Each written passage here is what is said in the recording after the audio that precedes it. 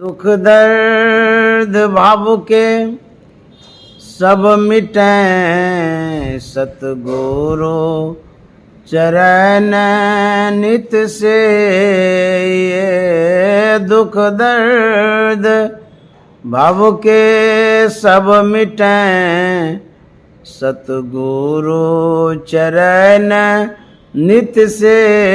ये गुरु भक्ति बिन कछु ना बने। नेहि सकल संतन कही गुरु भक्ति बिन कछु ना बने। श्री सद्गुरु महाराज की जय।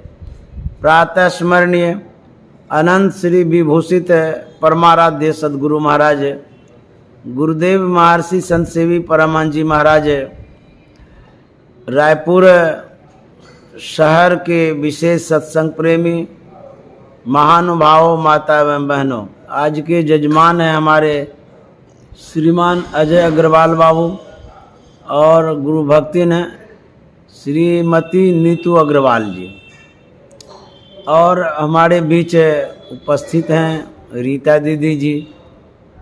अभी हम लोग प्रातःकालीन सत्संग में सम्मिलित हुए हैं। आज 21 सितंबर 2024 ईस्वी शनिवार है। बड़ा ही सौभाग्य का समय उपस्थित हो पाया है। सद्गुरु महाराज की विशेष कृपा रही है। प्रातःकालीन सत्संग में सबसे प्रथम स्तुति विनती किए। जब सुबह का जीवन होता है, प्रातः काल का जब शुरुआती दौर होता है, तो हमें क्या करना चाहिए यह जानना बहुत ज़रूरी है। क्योंकि प्रातः काल का जो स्टेप है, आपका कदम जो आप प्रस्तुति करने जा रहे हैं, इस संसार में आप उठे हैं सुबह। सुबह करना क्या चाहिए, पहले इस पर सोच लेनी चाहिए व्यक्ति को कि प्रातः काल क्या करना चाहिए। तो यदि आप चुनाव करना चाहते हैं, विचार निर्णय लेना चाहते हैं कि हम सुबह सुबह क्या करेंगे, तो प्रातः काल के चुनाव में जो ऋषि मुनि महात्मा कहते आए हैं, करते आए हैं, वही करना चाहिए। तो क्या वेद में भी है कि प्रातः काल उपासना करनी चाहिए, स्तुति विनती करनी चाहिए और पूजा पाठ करना चाहिए। तो प्रातः उठ करके परमात्मा से, प्रभु से प्रार्थना करनी चाहिए। हम लोग जो अभी कर रहे थे, इसलिए कि यदि आप प्रातः प्रार्थना करते हैं, प्रातः काल की प्रार्थना करने से आपका जो जीवन है बड़ा खुशनुमा होगा, प्रसन्न होगा और बेहतर होगा। क्योंकि परमात्मा जो है, ईश्वर जो हैं, उसकी आप आराधना करते हैं, प्रार्थना करते हैं, आवाहन करते, बुलाते हैं उसको। प्रार्थना के द्वारा जिसकी भी प्रार्थना करते हैं उसको खुश करने का प्रयास करते हैं, उसको बुलाने का प्रयास करते हैं। देखिए, कोई भी व्यक्ति प्रार्थना से खुश हो जाता है। जो रिक्वेस्ट करते हैं, आग्रह जो करते हैं, उससे वो प्रसन्न हो जाता है। तो जब कोई प्रसन्न होता है, तब वह व्यक्ति जो बड़ा आदमी है, कुछ न कुछ वो भेंट करता है, देना चाहता है। किसको? जिसने प्रार्थना किया है। तो यदि आप परमात्मा से कुछ पाना चाहते हैं, यदि इच्छा है, तो आप परमात्मा को पहले खुश करिए, स्तुति विनती करिए, प्रार्थना करिए, तब वो खुश होंगे, तब आपको प्रदान करेंगे। तो क्या प्रदान करेंगे? जैसे कि बड़े आदमी जो होते हैं, समाज में जो बड़े आदमी कहलाते हैं, यदि वो पिघल जाते हैं, प्रसन्न हो जाते हैं, यदि वो दया कर देते हैं, तो देते क्या हैं? कहते हैं धन देते हैं, विचार देते हैं, सहयोग करते हैं, हेल्प करते हैं, मदद करते हैं ना कि नहीं चलो ये अच्छा आदमी है, इसको मदद कर दो। तो जिसको शुरुआती दौर में प्रारंभ जिस समय जीवन करते हैं, प्रातःकाली जिसको मदद मिल जाए, दिन भर नहीं भी कमाएगा तब भी बैठ करके खाएगा, है नहीं सर? मान लिया जाए किसी गरीब आदमी को 10,000 रुपया भी दे दीजिएगा, वो निश्चिंत हो जाएगा कि बाप रे 10,000 का रोज हम बैठ करके खाएंगे। ठीक उसी तरह से आप क्या चाहते हैं, किससे? गॉड से, ईश्वर से, अल्लाह से, परमात्मा से चाहते क्या है? यदि संसार के लोगों से पूछा जाए सबसे इम्पोर्टेंट चीज क्या है आपके जीवन में, बेशकीमती जिसको कह सकते हैं, सभी चीजों से बढ़ कर के जो है, तो यदि वो विचार अपना देगा तो कहेगा सबसे बढ़ कर के सुख है। यही कहेगा सबसे बढ़ कर के सुख है। जीवन में सब चीज से बढ़ कर के सुख होता है, और उसी सुख के लिए हम लोग प्रयत्न करते हैं, प्रयास करते हैं। सुखे न चाहते हैं सब कोई, दुख कोई चाहता है? सबके मन में है कि हमको सुख मिले, सब सुख चाहते हैं। तो यदि आप सुख चाहते हैं तो जो सबसे संपन्न व्यक्ति है, अमीर आदमी जिसको कहते हैं, तो उसके दरबार में जाना पड़ेगा, कुछ मांग करनी पड़ेगी, निहोरा करना पड़ेगा, निवेदन करना पड़ेगा, आग्रह करना पड़ेगा। तो सबसे बड़े कौन है इस संसार में? तो यदि आप धार्मिक प्रवृत्ति के हैं, धर्म से आपका रिलेशन है, संबंध है, तो जरूर आप कहेंगे सबसे बड़े तो परमात्मा होते हैं, ईश्वर होते हैं। तो कहते हैं ईश्वर परमात्मा बड़े हैं, तो उसी ईश्वर परमात्मा से हमारी मांग होनी चाहिए, क्योंकि वो कैसे हैं? हमारे गुरु महाराज ने लिखा है, सतगुरु सुख के सागर, शुभ गुण आगर ज्ञान उजागर हैं। ईश्वर और गुरु में कोई भिन्नता नहीं है। संत भगवंत अंतर निरंतर नहीं, किमपि विमल कह दास तुलसी। भगवान में और गुरु में अंतर नहीं है। तो कहते हैं सदगुरु सुख के सागर, परमात्मा भी सुख के सागर हैं। तो यदि आप सुख चाहते हैं तो परमात्मा से सुख मांगना पड़ेगा आपके। यदि जीवन में ऐसा है, मान लिया जाए आप पर्याप्त पानी चाहते हैं, समुद्र में चले जाइए, जितना भी लीजिएगा घटबे नहीं करेगा। पानी पर्याप्त चाहते हैं, लेकिन एक मटका भर पानी आपका है, तो क्या काम चलेगा? तुरंत समाप्त हो जाएगा। तो संबंध जोड़ना चाहिए समुद्र से। उसी तरह से यदि सुख जीवन में चाहते हैं तो संबंध परमात्मा से जोड़िए। तो कहेंगे जोड़ तंगर कैसे होगा, जोड़ेंगे कैसे? हम लोगों को गुरु महाराज ने बतलाया है कि परमात्मा से यदि कुछ याचना करते हैं, चाहते हैं, मांगते हैं, तो कहते हैं कि स्तुति विनती करिए, जो हम लोग प्रातः काल कर रहे थे। स्तुति विनती जब आप करेंगे तो परमात्मा प्रसन्न हो जाएंगे। तो परमात्मा की स्तुति हम लोग गाए, उसके बाद सदगुरु की भी स्तुति गाए, और सब संत की भी स्तुति गाए। तो प्रातः काल उठ करके प्रार्थना करनी चाहिए। एक बात ये हो गई। यदि आप प्रार्थना करके कोई भी भोजन करते हैं, खाना खाते हैं, तो वह प्रसाद बन जाता है प्रार्थना के बाद। उसके बाद जब आप प्रस्थान करते हैं किसी कार्य के लिए, प्रार्थना करके आप प्रसाद पा करके जा रहे हैं, उसमें प्रभु की कृपा होगी, आपकी यात्रा मंगलमय होगा, और आप जिस कार्य से जा रहे हैं उस कार्य में सफलता मिलेगी। इसलिए जरूरी है प्रार्थना। हमारे गुरु महाराज ने ये जोड़ दिया है कि प्रातः काल प्रार्थना करनी चाहिए। जितने संत मत के अनुयायी हैं सब कोई प्रार्थना करते, हम लोग भी किए। उसके बाद जो दैनिक कार्य है, दिनचर्या जो है आपके जीवन में, दिनचर्या यदि प्रार्थना से प्रारंभ करते हैं, आपका जीवन सुखद होगा। दिनचर्या में ये होनी चाहिए। महात्मा गांधी थे, कोई भी काम करते थे पहले वो प्रार्थना करते थे, चाहे देश का काम हो, निज काम हो, समाज का काम हो, कोई भी काम करते थे। एक सभा होती थी उनकी, लोग उसमें होते थे, तो प्रार्थना करते थे। अब प्रार्थना करने के बाद काम वो प्रारंभ करते थे। उनके अंदर में इतना कॉन्फिडेंस आता था, इतनी शक्ति आती थी, इतना आत्मबल बढ़ता था, वो डरते ही नहीं थे और किसी भी कार्य में पिल जाते थे और प्रार्थना करते थे तो परमात्मा उनको सहयोग भी करते थे। एक बड़ा ही प्रेरक प्रसंग है, अच्छा संस्मरण है बापूजी के विषय में।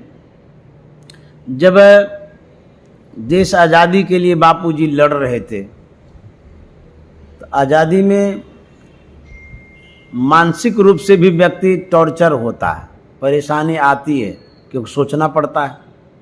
शारीरिक भी परेशानी आती है क्योंकि दौड़ धूप करनी पड़ती है, और आर्थिक परेशानी तो कहना ही क्या, वो तो अबे करेगी। तो बापूजी के सामने देश आज़ादी के लिए आर्थिक परेशानी थी उस समय, क्योंकि हम लोग गुलाम थे। उसके बाद शारीरिक परेशानी इसलिए कि दौड़ते ही रहते, आज यहाँ मीटिंग, कल वहाँ बैठक, परसों वहाँ सभा, ऐसे बापूजी करते रहते थे। और मानसिक रूप से वो बराबर देश आज़ादी के विषय में सोचा करते थे। जो उनके सहयोगी थे, साथ में चलने वाले, देश आज़ादी के लिए जो मदद करने वाले लोग थे, तो बड़े टेंशन में होते थे क्योंकि कहाँ लड़ाई होगी, कहाँ मारपीट होगा, कोई पता नहीं। जो अंग्रेज थे कहाँ पर बम गोला बरसाएंगे कि क्या सजा देंगे, कि फांसी की सजा होगी, टेंशन होता था लोगों को। महात्मा गांधी के विषय में मैं कह रहा हूँ, उनकी दिनचर्या कैसी थी। उस परिस्थिति में भी, विकट परिस्थिति में, महात्मा गांधी समय पर सो जाते थे और खर्राटा लेकर के सोते थे। एक दिन किसी साथियों ने पूछा कि बापूजी, हम लोगों को इतना टेंशन है कि नींद नहीं आती, और आप अगवा हैं, देश के अगवा हैं, मुख्य नेता आप हैं, और आप खर्राटा लेकर के सोने लग जाते हैं, आपको नींद कैसे आ जाती है, आपको चिंता नहीं होती है? तो बापूजी ने कहा कि मुझे चिंता है, मुझे भी टेंशन होता है, मैं परेशान जरूर होता हूँ, लेकिन सो इसलिए पाता हूँ कि दिन भर मैं देश आज़ादी की जो पोटली है, उसका जो कार्य है, उस पोटली को हम सिर पर ढोते रहते हैं। दिन भर मैं ढोता रहता हूँ। जब शाम हो जाती है, खाना पीना प्रार्थना करके जब मैं सोने लगता हूँ, तो हम ईश्वर से, परमात्मा से प्रार्थना करके यही कहता हूँ कि हे परमात्मा, हे ईश्वर, दिन भर तो देश आज़ादी की पोटली मैंने संभाली, अब कम से कम रात भर आप संभालिए। परमात्मा के चरणों में वो पोटली दे देता हूँ, अब मैं निश्चिंत हो जाता हूँ। उसके बाद खर्राटा लेके सोने लगता हूँ। अब देखिए, आप जो कार्य करते हैं, कोई भी कार्य, कारोबार, व्यापार, रोजगार, धंधा, कुछ भी, दिन भर करिए, कोई हर्ज नहीं है। प्रातः काल प्रार्थना करके काम में पिल जाइए, दिन भर आप काम करिए। उसके बाद जब शाम हो जाए, प्रभु से प्रार्थना करके पुनः उनके जिम्मे सब कुछ सुपुर्द कर दीजिए। चाहे जो भी कारोबार रोजगार आपके जिम्मे है, फैक्ट्री है, दुकानदारी है, कुछ भी है, कम से कम रात में जब सोने लगते हैं उसके पूर्व परमात्मा से जरूर कह दीजिए कि अब मैंने दिन भर तो संभाला काम को, कम से कम रात भर आप देखभाल करिए। अरे वो इतने बड़े सिपाही, इतने बड़े गार्ड हैं, पलटू सोवे मगन में, साहब चौकीदार। देखिए, संत की निश्चिंतता को देखिए, संत की निर्भरता को देखिए। इस पर यदि विचार करेंगे, संत कितने ईश्वर पर डिपेंड करते हैं, निर्भर करते हैं, कितना समर्पण उनके मन में। कहते हैं कि पलटू सोवे मगन में, वो मगन में सोते रहते हैं, चिंता कुछ भी नहीं है, और साहेब चौकीदार। अरे जब परमात्मा हमारी रक्षा कर रहे हैं, चौकीदारी में जब परमात्मा है, फिर हम चिंता क्यों करते हैं? दिन में तो आप धन के मालिक है ही हैं, कम से कम रात में परमात्मा को तो मालिक बना दीजिए। रातों भर का यदि राजकाज परमात्मा के जिम्मे दीजिएगा, आप देख लीजिएगा एक दिन के मुख्यमंत्री ने क्या क्या नहीं बदल दिया। अरे एक दिन का यदि परमात्मा को अधिकारी बना देंगे, आपका जो भी कारोबार है सबको सकुशल रखेंगे, अब विघ्न बाधा होने नहीं देगा। लेकिन हम आप क्या करते हैं, दिन भर मालिक तो बनते ही हैं, रात में भी मालिक बन जाते हैं कि हम ही मालिक हैं इसके। जब रातों के मालिक आप ही रहेंगे, दिनों का आप ही रहेंगे, आपको परेशानी होगी कि नहीं होगी? दिन भर तो आप मालिक हैं, ठीक है, रात भर परमात्मा के जिम्मे दीजिए कि हे परमात्मा, अब मैं आपके जिम्मे सुपुर्द कर रहा हूं, अब आप जानिए जो भी होगा। निश्चिंता पूर्वक यदि आप सो जाते हैं, स्वास्थ्य बेहतर होगा, मन स्ट्रांग होगा, आपके अंदर में दिन भर का जो कूड़ा कचरा भरा हुआ है पूरा डिलीट हो जाएगा। मन भर जाता है बात करने से, मिलने से, देखने से, सुनने से। ये संसार की बातों को ले करके हम अपने मन को कूड़ा से भर देते हैं। रात भर कम से कम इस मन को निश्चिंत छोड़िए, ताकि डिलीट हो जाएगा। मोबाइल जब फुल हो जाता है, भर जाता है, तो हैंग करने लग जाता है। तब क्या करते हैं, जितना भी मैटर है ना उसको डिलीट करते हैं। सिस्टम जब खराब होने लगता है तो कहते हैं इसको रिफ्रेश करिए, जो भी मैटर है उसको हटाइए, और तब क्लियर कूल हो जाएगा। उसी तरह से दिन भर का जो मटेरियल आपके मस्तिष्क में घुसता है, रात भर इसको रिलैक्स छोड़िए, पूरा निश्चिंत होकर सोइए। मोबाइल बंद कर दीजिए, कुछ नहीं होगा आपके कारोबार में, रोजगार में। आप यदि रात की नींद को अच्छी तरह से सो लेते हैं तो जो भी रात भर आपका काम नहीं हुआ होगा, दिन भर में दुगुना हो जाएगा। तो महात्मा गांधी ऐसे ही करते थे, निश्चिंत हो जाते थे और उसके बाद काम होते रहता था। जीवन में ये सब चलते रहेगा, आप कितना भी कर लीजिए, 24 घंटा आप कार्य करिए, 1 सेकंड नहीं छोड़िए अपने शरीर को, फिर भी एक दिन तो जाना होगा। सब छोड़ के जाएंगे कि नहीं जाएंगे? या रजिस्ट्री करवा लिए हैं अपने सांस का? सब चीज़ का रजिस्ट्री होता है, लेकिन सांस का रजिस्ट्री होता ही नहीं है।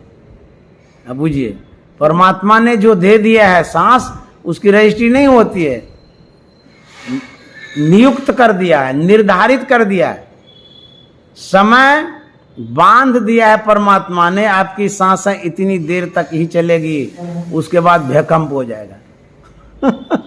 ट्रेन नहीं चलेगी आगे भूकंप होने के बाद, अर्थात सांस बंद हो जाएगी। तो परमात्मा के लिए भी कुछ छोड़िए, परमात्मा पर भी कुछ आशा भरोसा रखिए, परमात्मा पर भी आप डिपेंड रहिए, तब जाकर के आप सही में सुख और आनंद ले सकते हैं। ऋषियों ने, मुनियों ने कहा है, भोगेच्छा मात्र को बंधस तत्यागो मोक्ष उच्यते। क्या कहा? भोग की जो इच्छा है वह बंधन का कारण है, उसका त्याग मुक्ति, मोक्ष, शांति का कारण है। भोग क्या है? जितनी इंद्रियां हैं वो भोग में प्रवृत्त हो जाती है, भोग की ओर बढ़ती रहती है। जैसे आंख है, यह इंद्रियां देखना चाहती है, कान है सुनना चाहता है, नाक है गंध ग्रहण करना चाहता है, मुंह है विविध व्यंजन खाना चाहता है, हाथ है अच्छा अच्छा स्पर्श चाहता है, पैर है मन पसंद जगह पर जाना चाहता है। ये है इंद्रियों का भोग। तो कहते हैं ये क्या है? ये है बंधन का कारण। उसके बाद ये हुआ इंद्रियों का भोग। इंद्रियों में एक मन है, मन का भी भोग है। वह मानसिक रूप से अपने अनुकूल भोग भोगना चाहता है। जैसे आप बैठे हैं, मने मन आपके मन में कल्पनाएं होती है, संकल्प विकल्प होते रहता है, सोचते रहता है आज 5 स्टार होटल में जाएंगे और इंजॉय करेंगे, खूब खाएंगे। ये मानसिक भोग है, मन का भोग है। एक चेतन मन होता है, एक अवचेतन मन होता है, एक विकसित मन होता है, एक अविकसित मन होता है, एक मूढ़ मन होता है, एक बुद्धिमान मन होता है। आपका मन जैसा होगा आप उसी ओर कदम बढ़ाएंगे। जो चेतन मन है, ज्ञानी मन है, सही रास्ता सही दिशा निर्देश करेगा। यदि अज्ञानी मन है तो आपका कदम गड्ढे की ओर जाएगा, नरक की ओर जाएगा और विपरीत दिशा की ओर जाएगा। आपको वो पीड़ा पहुंचाएगा, दुख पहुंचाएगा, कष्ट पहुंचाएगा। इसीलिए इस अवचेतन मन को चेतन करना। कैसे? अभी जो हम लोग बैठे हुए हैं इसी मन को धो रहे हैं, पवित्र कर रहे हैं, शुद्ध कर रहे हैं। इस मन पर जो काई लगी हुई है उसी को तो साफ कर रहे हैं। सत्संग के द्वारा मन क्लियर होता है, साफ होता है, शुद्ध होता है।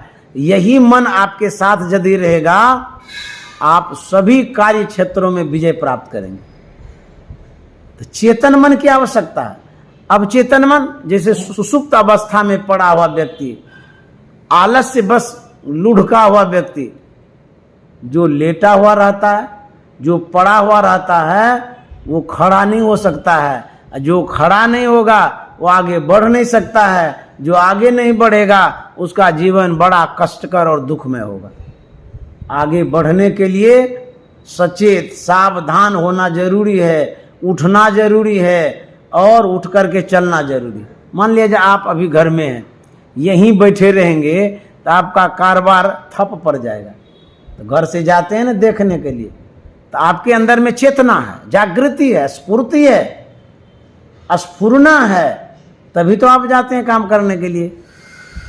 कल गए थे संजय बाबू अजय बाबू फैक्ट्री में सत्संग कराए। देखिए चेतना हमारी जब एक्टिव होती है तब हम बहुत काम कर लेते हैं। सत्संग भी कर लिए, वहाँ के कारोबार को भी देख लिए, घर आ गए तो घर को भी देखना जरूरी है।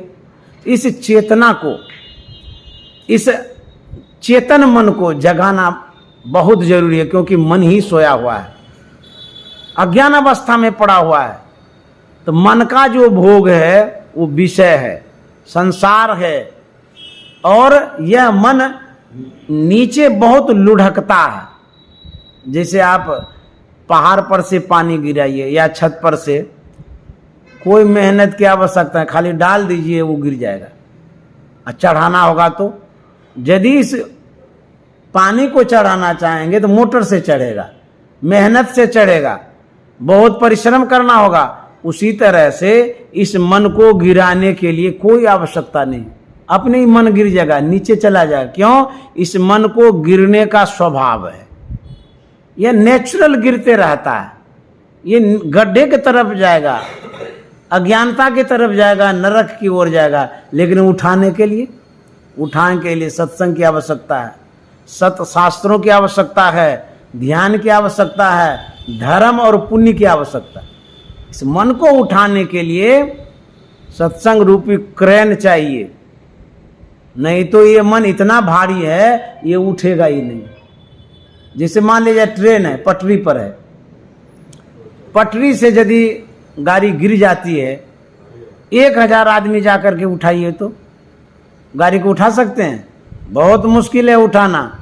लेकिन यदि क्रेन ले आइए, अरे 1 मिनट में उठा करके पटरी पर रख देगा। ठीक उसी तरह से संसार में जो भी व्यक्ति हैं, गिरे से गिरे, उसको उठाने के लिए एक सत्संग रूपी क्रेन होता है। इसी से मन उठ सकता है, अन्यथा 1000 प्रयास कर लीजिए मन नहीं उठेगा। मन गिरा हुआ रहेगा, सोया हुआ रहेगा, अटका भटका लटका हुआ रहेगा। तो मन को जो उठा लेता है वो सभी कामों में विजयी हो जाता है। चाहे कोई भी काम हो, आप फैक्ट्री में काम करते हैं, आपका मन उठा हुआ रहेगा तो आप बहुत डेवलप करेंगे। मन आपका गिरा हुआ रहेगा तो जो विकास आपका है अवरुद्ध हो जाएगा, रुक जाएगा, शिथिल पड़ जाएगा। तो मन को उठाने की आवश्यकता है। सवेरे सवेरे अपने स्वास्थ्य के लिए सोचिए, क्योंकि यह एक संसाधन है जिससे आप संसार में सब काम कर सकते हैं। स्वास्थ्य गया तो सब गया, क्योंकि स्वास्थ्य नहीं रहेगा तो आप कैसे चलेंगे, बोलेंगे, खाएंगे, पिएंगे।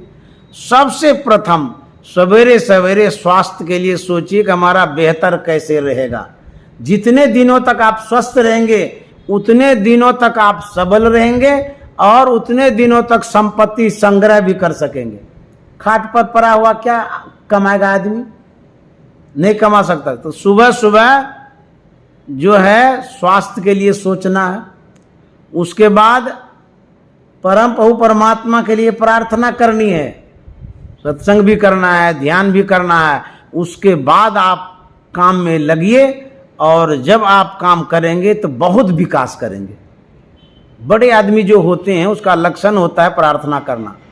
तो महात्मा गांधी भी करते थे, हमारे गुरु महाराज भी बता गए हैं, जितने ऋषि मुनि महात्मा हो गए हैं सबों ने कहा है कि परमात्मा का प्रार्थना करिए, क्योंकि यह साथ जाएगा और इसी से आप बहुत आगे भी बढ़ सकेंगे। तो सवेरे सवेरे हम लोग प्रार्थना करते हैं और यही सबों को बताते भी हैं, प्रार्थना में बल होता है। प्रार्थना करके यदि प्रस्थान करेंगे तो बहुत शक्ति आएगी। हम लोग जो ध्यान करते हैं इससे मन की शुद्धता होती है, पवित्रता होती है, मन स्ट्रांग होता है, मजबूत होता है।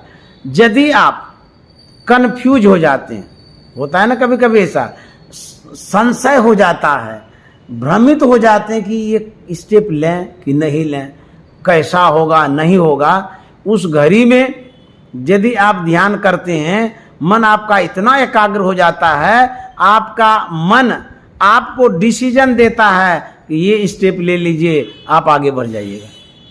तो मन को मजबूत करना कितना जरूरी है। हमारी वर्तमान हालत हमारे विचारों का परिणाम है, हमारे मन का परिणाम है। अभी जो वर्तमान में हम बैठे हैं ये हमारे विचारों का फल है।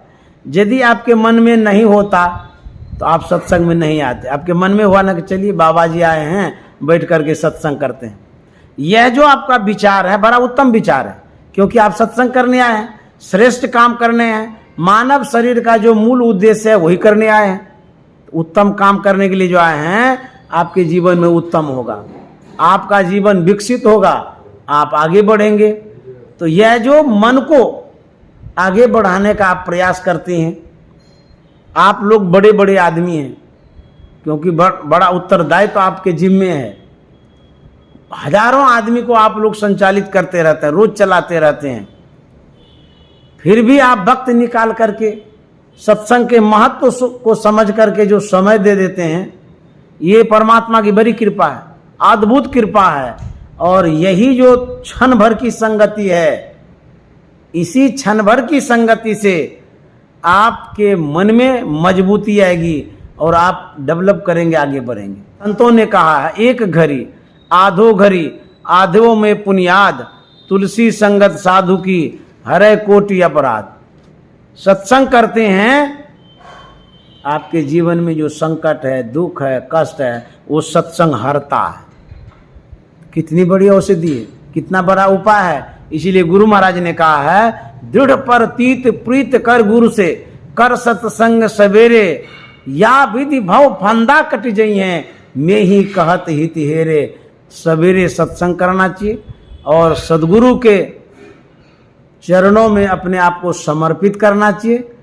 उसके बाद यह जब करते हैं तो सब संकट दुख दूर होता है। इससे यह बहुत बड़ा यज्ञ है, ज्ञान यज्ञ है। भले यहाँ पूजा पाठ नहीं होता हो, लेकिन इस ज्ञान यज्ञ के द्वारा आपके मन की सफाई करते हैं, धुलाई करते हैं। जिसका मन पवित्र होता है वो व्यक्ति पवित्र होता है, उसका कार्य पवित्र होता है और परम परमात्मा के तरह वो पूजे भी जाते हैं।